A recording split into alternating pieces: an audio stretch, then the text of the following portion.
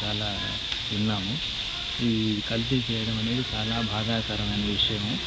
ఇప్పుడు మనకు ఇంత రాబడి వచ్చినప్పుడు హిందూ దేవాలయాల మీద ఖర్చు పెట్టుకోకుండా అన్య దేవాలయాల మీద ఖర్చు పెట్టడం అనేది మొట్టమొదటి మనం ఆపాల్సిన విషయం, అందరూ ఖండించాల్సిన విషయం. దానితో పాటు మనకు వచ్చే ఆదాయానికి మనమే సొంతంగా మన ఆవులను మనమే పెంపొందించి మనము దాని ద్వారా వచ్చిన నెయ్యిని తీసుకొని కల్తీ లేకుండా లడ్డూని తయారు చేసి హాయిగా ప్రసాదాన్ని పంచుకోవచ్చు. అలా చేస్తే ఇంకా బాగుంటుందన్నది ప్రజల ఉద్దేశం. నమస్తే అండి.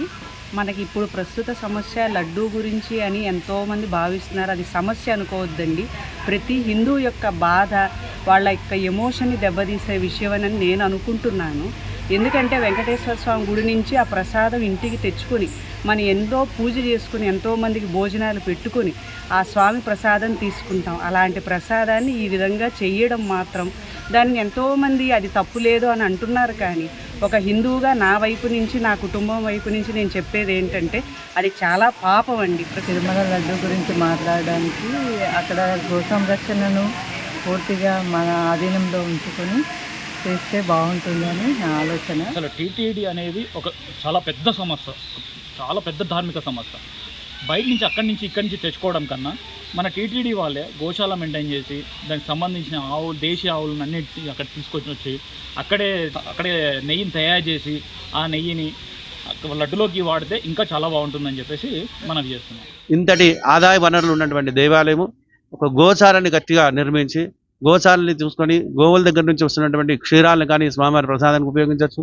అదేవిధంగా వస్తున్నటువంటి నెయ్యి కానీ ఇవన్నీ కూడాను అక్కడి నుంచి తయారు చేసి ఈ యొక్క దేవాలయానికి అన్ని విధాలు కూడా సమకూరుస్తే ఇటువంటి ఇబ్బందికరమైన సంఘటనలు మళ్ళీ మళ్ళీ పునరావృతం కాకుండా ఉంటాయి. తిరుమలలో జరిగిన అపవిత్రం ఏదైతే ఉందో లడ్డు విషయంలో చాలా బాధపడుతున్నాం. ఆ విషయాన్ని తట్టుకోలేకపోతున్నాం. ఎందుకంటే ఒక హిందువుగా ఆ తిరుపతి లడ్డును ఎంత పవిత్రంగా భావిస్తామంటే అంత పవిత్రంగా భావిస్తాం. అటువంటి దాని విషయంలో ఈ కొవ్వులు అవి కలిపేసి ఏదో అపవిత్రం జరిగిందని తెలిసింది. దాని ల్యాబ్ టెస్ట్ కూడా జరుగుతుంది. నేను ఒకటే సూటిగా ప్రశ్నించదలుచుకున్నా, తిరుమల తిరుపతి దైవస్థానంలో డబ్బులు లేకనా 300 రూపాయలకు నెయ్యి కూడా కల్తీ నెయ్యి కొనాల్సిన అవసరం ఏమొచ్చింది? ఆ రకంగా కొన్ని ఎవరిని బదనాం చేస్తున్నారు అంటే హిందువుల మనోభావాన్ని దెబ్బతీయడమే కదా ఇది.